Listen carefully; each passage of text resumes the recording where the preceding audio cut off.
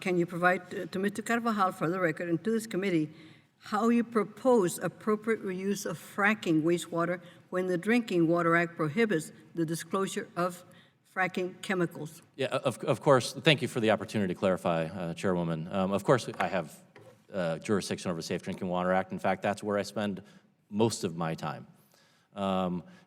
Particularly with lead and copper and emerging contaminants in this country. And so the point I was trying to get at is, regulating the identification of chemicals in frack water. I'll be honest with you, I don't know which program office has jurisdiction. It might be mine. And so that was what I was trying to get at. But more importantly, in fracking and produced water, my job, I serve as a co-chair of the Drought Resiliency Federal Partnership. And I've learned that we have drought in this country in areas like New Mexico and Oklahoma, in the Permian Basin, in California. Texas. And so that also happens to be where we have a lot of produced water. So it's our responsibility, our obligation, rather than locking that resource into the ground in deep water injection and never using it, is to take a look at water reuse for the drought-starved portions of the country. And that's really my focus. How can you do that without knowing what the chemicals components are? Well, that's why I was mentioning the fit-for-purpose reuse. There's a fit-for-purpose technology-based assessment that will go into as we look at reusing produced water. For example, augmentation for surface water flows for aquatic life. No, we're talking about fracking water. Yeah, well, yeah, but that water, when it comes up, before it gets reused for whatever purpose you're talking about reusing it for, we'll take a look at the end use. Is it irrigation, you'll take a look at what are the chemical constituents in it. So that's what we mean by fit for purpose. You'll take a look at what's in it before you use it. Well, hopefully we'll be able to get a very clear definition, because I understand that the industry will not allow to disclose what components they have, what chemicals they have in that water. Mr. Delgado, you have the floor. Thank you, Chairwoman. Thank you, Mr. Ross, for being here. You just testified that you spend most of your time dealing with the Safe Drinking Water Act, and you also referenced emerging contaminants. I want to focus the questioning in this arena. You testified earlier that PFAS, PFOAs are a risk to human health, correct? Yes. And these risks would include things like autoimmune disorders, cancer, kidney disease, thyroid conditions, correct? Yeah, so for the chemicals that we have the toxicological profiles on, yes, those are some of the health concerns that we have identified. You would agree those are very serious conditions? Yeah, to the people who are exposed, yes. And you would agree that we should take some pretty important, critical steps to get in front of those conditions?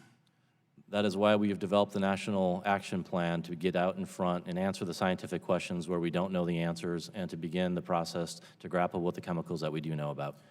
And on that plan, do you intend to issue a maximum contaminant level?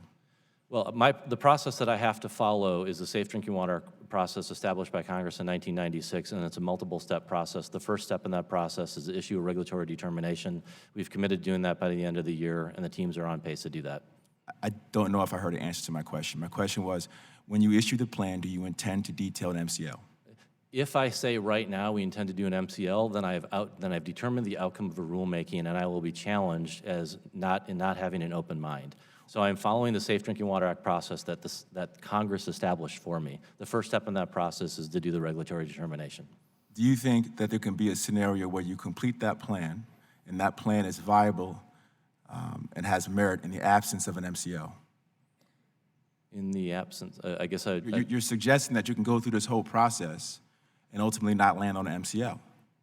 That is the process that Congress established for us. And what I'm saying is we go through the process, we rely on the science. I'm sorry, when you say that the process that Congress has established is you can go through this exercise and ultimately conclude we're not in a position to state what the maximum contaminant level is? So the agency has done multiple regulatory determinations for a variety of chemicals over the years. When they move forward with a determination as a positive regulatory determination, meaning that there's an occurrence at a level that we can see, there are health effects at levels that we're concerned about, and there's something that the federal government can do about it to regulate three primary core considerations we do in the Safe Drinking Water Act. Then you move into the next step of the process, which is to go out to our advisory boards, go out for public comment, find out whether or not we've made that first determination correctly, and if you make the determination at the back end of that, that yes, we have the ability to answer all those questions and move forward with an MCL, we do. At the end of the... So let me stop you there. So that's a very elongated process you just laid out, correct? Yes. You've acknowledged earlier that this is some serious risk health effects, right? Yes. And we know this to be the case. The science says that as much. Yes. Correct? Right. So what I'm trying to get my mind wrapped around is how is it, from your vantage point, that what you've just detailed actually reflects the mission of the EPA, which is to protect human health? Because that's the statute that Congress gave me. I have to follow the law. What I'm trying to understand is, let's say you follow the law, as you very well should, and you're telling me that the law is telling you there can be a scenario whereby you do all of this research, you go through all these advisory boards, you do all of this effort. Meanwhile, parents are losing their lives, as some of my constituents have had to endure. Mothers are giving birth to newborns with increased levels of exposure to these contaminants. And you're telling me that we'll sit and we'll wait and we'll wait. Meanwhile, states like New York are issuing maximum contaminant levels for certain PFOA chemicals. So you're seeing all these other actors move in one direction to get out in front of this problem. And you want folks all across this country to continue to wait and wait and wait on the off chance, potentially, that maybe we'll get to a point where we just might have enough information to issue an MCL. Is that what you're telling me? No. What are you telling me? So there are other parameters that, like groundwater cleanup standards. So where we see that we have exposure, particularly near airfields, you can deal with the groundwater cleanup and put treatment techniques in on the water supply. And so we are working with the states and the local governments and our federal partners to do that. We are also moving forward with... I want to focus on the MCL. The MCL, we have to be able to set a maximum contaminant level for public water. You spend most of your time in the safe drinking water area. This is what you do. You've articulated this now. So what I'm trying to understand is, where is the focus on getting to a point where we can ensure the public we know the maximum contaminant level of something that we know causes cancer, thyroid diseases, autoimmune disorders. We know this, the science says so. Act like it. Why aren't we acting like it? We are acting like it. We've committed to do this. You're not. You're safe telling me water you got process. 18 different steps to go through before you can do anything. That is the process that you, Congress, gave me to follow. But you're not even including, Which you're not steps even should I- saying, which sir, steps- you're not even saying, sir, you're not even saying, okay, be patient, we'll give it to you. You can't even say that. What you're saying is, wait, give us some time, but I can't guarantee you we'll give you anything. As a federal regulator, if I tell you the outcome of my regulatory process, I'm not asking for the limit.